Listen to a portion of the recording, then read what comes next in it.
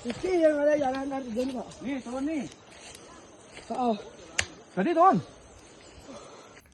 Nasib naas dialami seorang lansia berusia 73 tahun di Tegalalang, Gianyar. Setelah pamit untuk pergi ke ladang, lansia tersebut justru dikabarkan menghilang. Beruntung korban akhirnya ditemukan dalam kondisi selamat dengan posisi terperosok di dasar jurang sedalam puluhan meter. Warga bersama aparat terkait keliling melakukan pencarian terhadap Imade Yuda, lansia asal Desa Kenderan, Kecamatan Tegalalang, Gianyar, Bali, pasca dilaporkan hilang oleh pihak keluarga. Pria berusia 73 tahun itu sebelumnya pamit pergi ke ladang yang berjarak sekitar 1 km dari rumahnya. Hingga malam hari, korban tak kunjung pulang sehingga keluarga bersama warga dan petugas melakukan pencarian. Setelah dilakukan penyisiran, korban akhirnya ditemukan terperosok di dasar jurang aliran Tukat Petanu sedalam puluhan meter. Korban ditemukan dalam kondisi telungkup di dasar jurang aliran sungai yang menjadi pembatas antara Desa Kenderan dan Desa Sanding, Tampak Siring. Warga bersama aparat terkait langsung melakukan evakuasi terhadap korban. Korban ditemukan dalam keadaan sadar namun mengalami luka lecet serta cedera ringan pada paha. Kami dengan tim mendapat laporan langsung menuju lokasi. Yang bersangkutan sudah berumur. Diperkirakan info dari warga tadi beliaunya dari kemarinnya sudah hilang, mencari bahan-bahan upacara lalu terperosok ke dalam Tukat, kalau tidak salah Tukat Petanu. Sudah melakukan pencarian dan langsung karena ditemukan dalam kondisi selamat dan hari ini dievakuasi oleh warga. Kami juga sampai di sini sudah evakuasi oleh keluarga dan warga. Jadi yang bersangkutan sekarang dibawa ke Rumah Sakit Umum Sanjiwani Gianyar. Usai evakuasi, korban langsung dibawa ke Rumah Sakit Umum Sanjiwani Gianyar untuk mendapatkan penanganan medis lebih lanjut. Laporan Tim Liputan Gianyar, Garuda TV.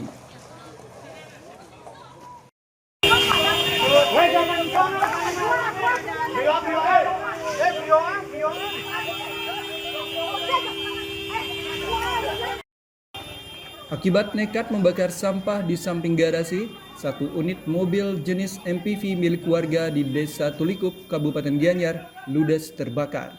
Api dengan cepat membesar hingga membakar bagian garasi berukuran 4 x 6 meter beserta mobil yang terparkir di dalamnya. Boleh keluar kan ya?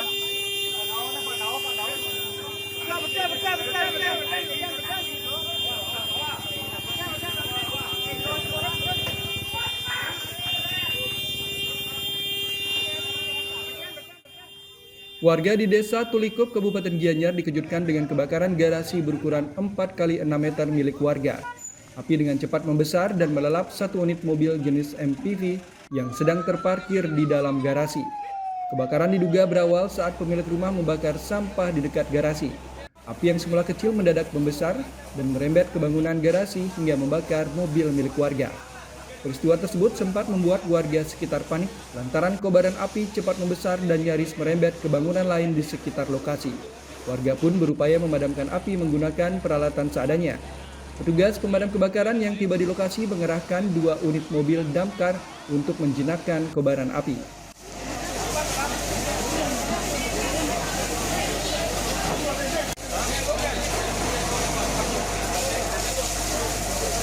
Menerima laporan dari Tulikup ada garase yang mobil Avanza sebelah warung. Kebetulan beliau pemiliknya sedang bersih-bersih kurve melakukan pembakaran sampah di belakang kendaraan yang sedang terparkir. Jadi ada kemungkinan api berasal dari sampah yang terbakar. Jadi kami menerima laporan, saya rasa sudah dalam keadaan terbakar. Tidak ada korban jiwa maupun korban luka dalam kejadian tersebut. Namun kerugian akibat kebakaran diperkirakan mencapai puluhan juta rupiah. Hingga kini penyebab pasti kebakaran masih dalam penyelidikan pihak kepolisian. Laporan tim liputan Gianyar, Garuda TV.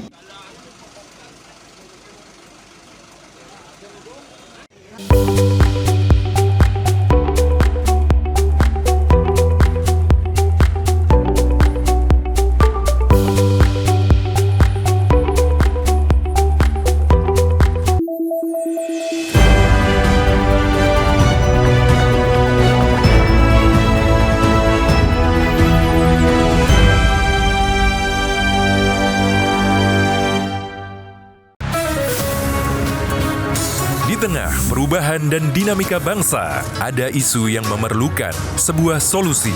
Menyinggung soal SARA seandainya tidak hati-hati. Semua tata kelola penyelenggaraan itu harus bersih. Bersama narasumber terpercaya, mengulas topik terkini untuk negeri. Indonesia Kita, Senin sampai Jumat pukul 7 malam. Hanya di Garuda TV.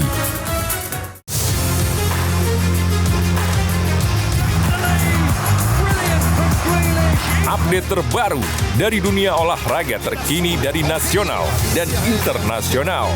Ikuti analisis tajam dan rekap momen epik dunia sepak bola.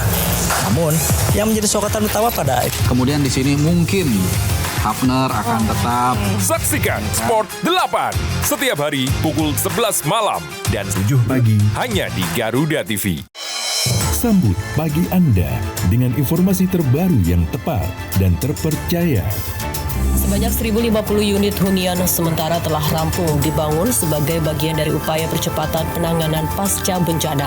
Dengan informasi paling relevan dan terkini.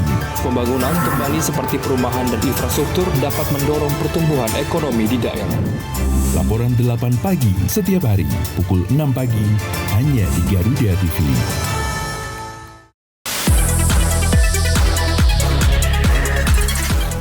Dunia hiburan memang selalu penuh warna.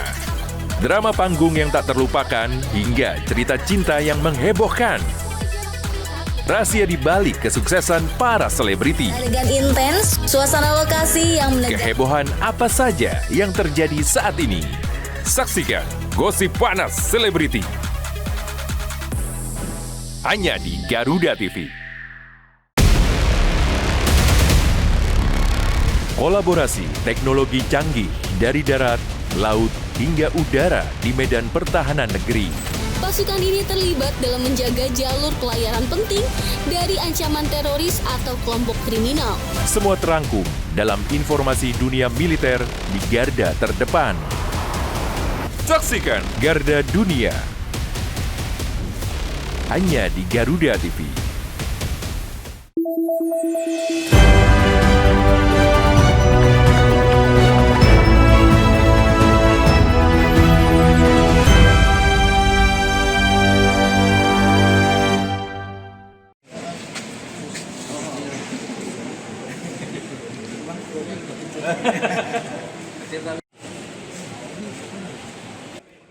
Dalam rangka mempercepat pemulihan dan penguatan ekonomi kerakyatan di tingkat akar rumput, Pangdam 9 Udayana Maijen TNI Pik Budiakto mengikuti video conference peluncuran nasional pembangunan 1061 unit koperasi desa Kelurahan Merah Putih.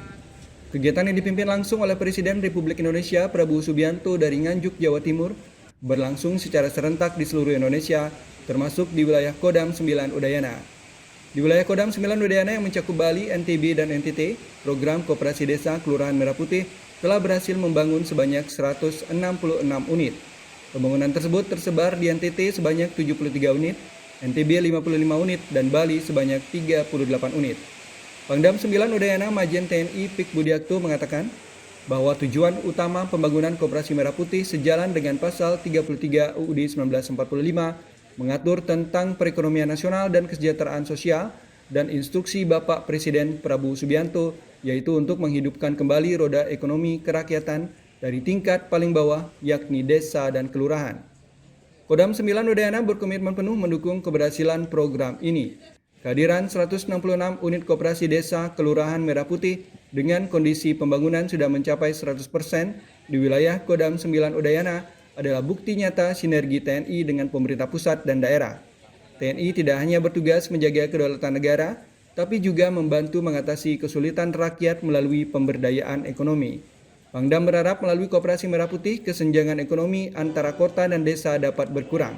Koperasi ini juga menjadi motor penggerak untuk membuka lapangan kerja bagi generasi muda di desa, sehingga jika ekonomi desa kuat, maka stabilitas keamanan dan ketahanan nasional akan semakin kokoh.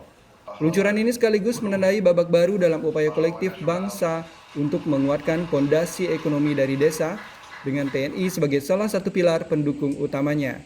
Sementara pembangunan koperasi desa Kelurahan Merah Putih di Bali terus berproses dengan target di akhir bulan Juli 2026 dibangun 120 koperasi Merah Putih. Gubernur Bali Wayan Koster menyebut dari 700 desa kelurahan yang ada di Bali, saat ini baru mencapai 5,3% yang memiliki koperasi Merah Putih.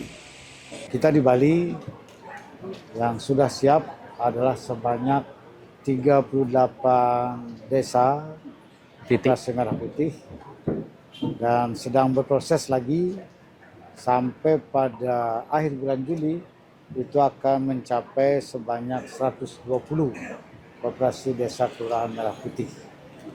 Posisi saat ini dari 38 koperasi desa ini, di Bali ada 716 desa kelurahan, jadi 38 koperasi ini baru mencapai pada angka 5,3%. Untuk saat ini khususnya di Bali tadi sudah disampaikan, kita sebanyak 38 titik, terus kemudian di seluruh Udayana sudah lebih dari 200 titik yang akan siap, dan hari ini pun sudah siap sekitar 200 lebih.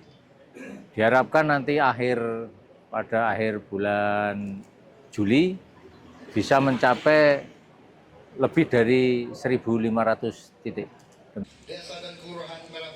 Melalui Koperasi Desa Kelurahan Merah Putih, masyarakat akan mendapatkan akses permodalan kredit usaha rakyat dengan bunga rendah.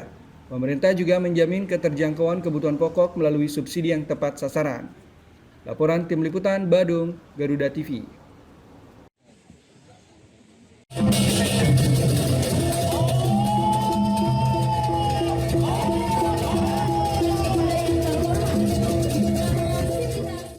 Ketua Majelis Pemusyawaratan Rakyat MPR RI Ahmad Muzani menyoroti situasi global saat ini yang penuh tekanan akibat dinamika geopolitik internasional. Jika tidak diantisipasi dengan memperkuat persatuan nasional, hal ini dapat berdampak terhadap stabilitas bangsa. Pesan tersebut disampaikan Ketua MPR RI Ahmad Muzani saat memberikan kuliah umum di Institut Agama Hindu Negeri IAHN Empu Kuturan Singaraja, Buleleng, Bali. Dalam kuliah umum bertema memperkokoh persatuan dalam bingkai Pancasila menuju Indonesia Emas, Ahmad Muzani mengajak kalangan akademisi dan mahasiswa untuk terus merawat nilai kebangsaan, memperkuat persaudaraan, serta menjaga keutuhan NKRI.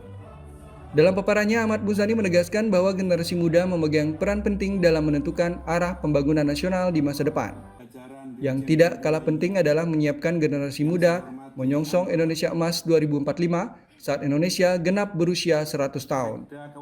Para mahasiswa diingatkan agar terus semangat dalam belajar, memperkuat wawasan melalui membaca dan tidak ragu untuk bertanya agar lahir generasi cerdas, toleran, dan mampu menghargai perbedaan pandangan. Kepemimpinan di Indonesia akan terus bergeser dari generasi tua ke generasi muda, karena itu mahasiswa harus memahami Pancasila, UUD 1945, NKRI, dan Bhinneka Tunggal Ika. Selain 4 pilar kebangsaan, Ketua MPR RI menekankan pentingnya bahasa Indonesia sebagai alat pemersatu bangsa sekaligus perekat komunikasi antar masyarakat di tengah keberagaman Indonesia. Kami sebagai pimpinan Majelis Permusyawaratan Rakyat merasa perlu untuk melakukan sosialisasi, konsolidasi, karena kami harus memastikan bahwa Indonesia 100 tahun yang akan datang jatuh kepada para pemimpin yang mengerti tentang landasan kita bernegara. Tidak mungkin kami selamanya seperti ini. Tidak mungkin para dosen selamanya juga jadi dosen. Tidak mungkin bupati selamanya jadi bupati, dan seterusnya. Itu akan bergeser, akan berganti sebagai hukum alam. Tetapi saudara-saudara sekalian, kami harus yakin bahwa Indonesia ke depan dipimpin oleh mereka yang mengerti konstitusi negara, oleh budaya negara. Ahmad Musani juga memberi motivasi kepada mahasiswa agar memanfaatkan masa kuliah dengan maksimal.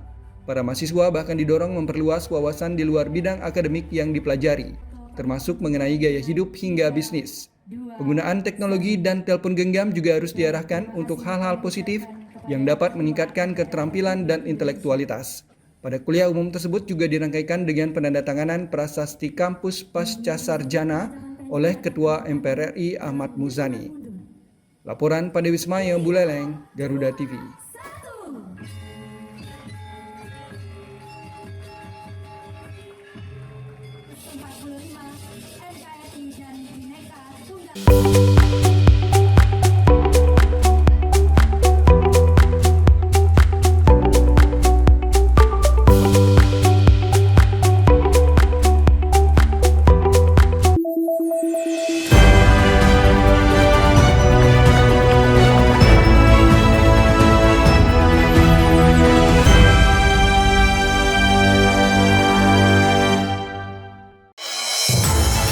Sepanjang hari, Indonesia dipenuhi beragam peristiwa, dari isu nasional hingga dinamika internasional.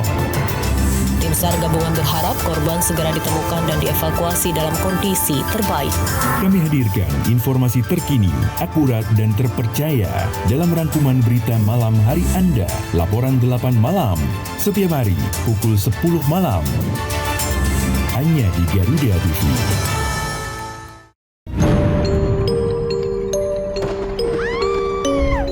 Setiap daerah punya daya tarik sendiri. Cerita rakyat yang turun-temurun masih hidup hingga kini. Legenda yang diwariskan hingga misteri yang jarang terungkap. Ratusan peti mati serta berbagai jasad yang dibalut kain. Saksikan misteri hidup. Hanya di Garuda TV.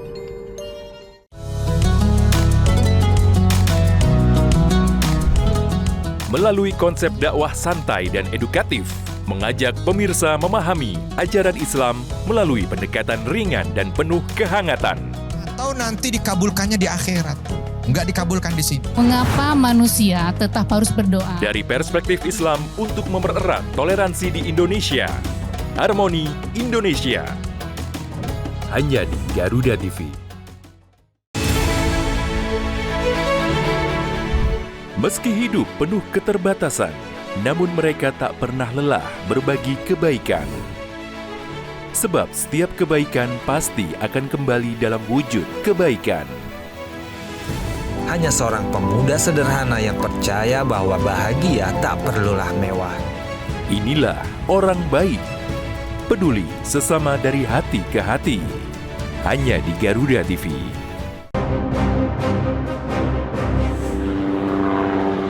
Dalam operasi militer modern, helikopter ringan memiliki peran strategis.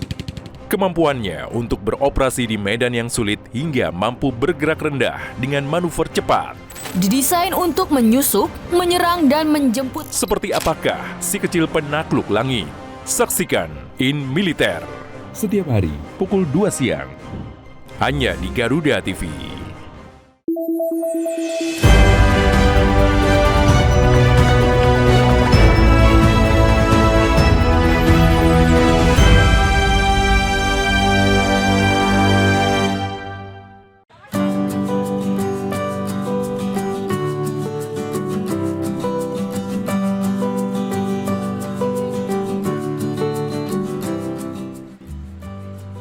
Sejumlah destinasi wisata di Bali dipadati ribuan wisatawan pada libur panjang pekan ini.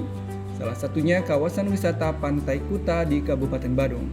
Para pengunjung biasanya memilih datang ke Pantai Kuta menjelang sore hari untuk menikmati keindahan matahari terbenam atau sunset serta bermain air di sepanjang bibir pantai. Ramainya pelancong yang menikmati libur panjang akhir pekan di Pulau Dewata membuat akses jalan menuju berbagai destinasi wisata dipadati kendaraan wisatawan.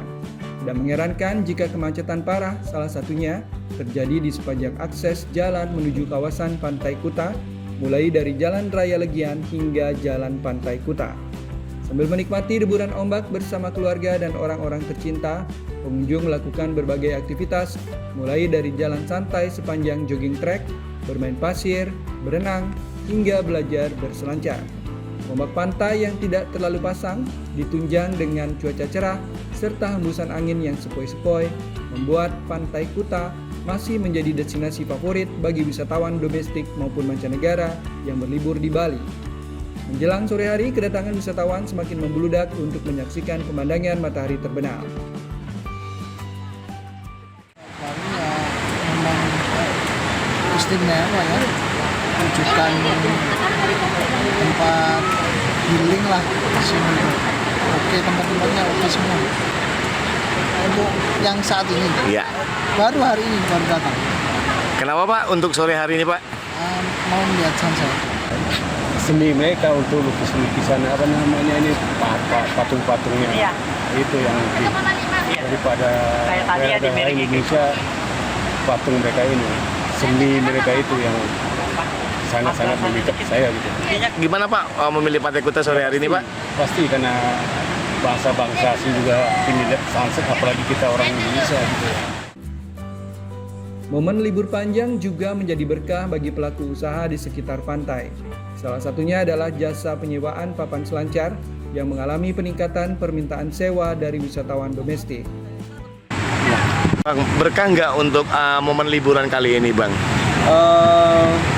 Berkah sih Bang, berkah. Karena yang domestik ini mencoba papan selancar kita juga kan, coba pengalaman baru, dan ketika mereka mau mencoba, ini mereka sewakan. Nah, jadi bermanfaat juga buat kita. Meski sempat menjadi sorotan karena isu sampah, Pantai Kuta nyatanya tetap menjadi magnet utama bagi wisatawan untuk melewatkan waktu liburan di Bali. Pemandangan matahari terbenam yang memukau serta ombaknya yang ramah bagi para peselancar pemula membuat destinasi ini tetap menjadi primadona di hati para pelancong. Laporan Tim Liputan Badung, Garuda TV.